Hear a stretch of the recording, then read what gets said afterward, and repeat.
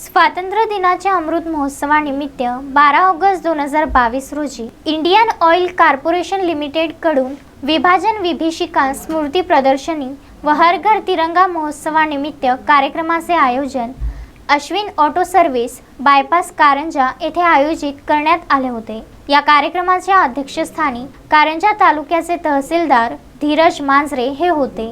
तसेच Shubham Prabhe assistant manager retail sales, माजी सैनिक संघटनेचे अध्यक्ष कॅप्टन अतुल एकघरे, उपलवार पोलीस उपनिरीक्षक खंडारे, चंद्रेश मेहता यावेळी व्यासपीठावर उपस्थित होते। माजी सैनिक संघटनेचे अध्यक्ष अतुल एकघरे यांचा सत्कार इंडियन ऑइल तर्फे मान्यवरांच्या हस्ते करण्यात आला।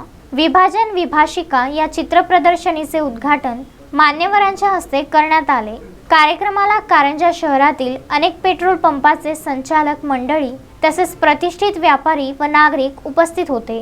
कार्यक्रमाचे सूत्रसंचालन प्रकाश राऊत यांनी केले। ही चित्र प्रदर्शनी 2 दिवस शहरातील नागरिक व शाळकरी विद्यार्थ्यांकरिता खुली होती। अक्षय लोटे, विदर्भ न्यूज, कारंजा लाड।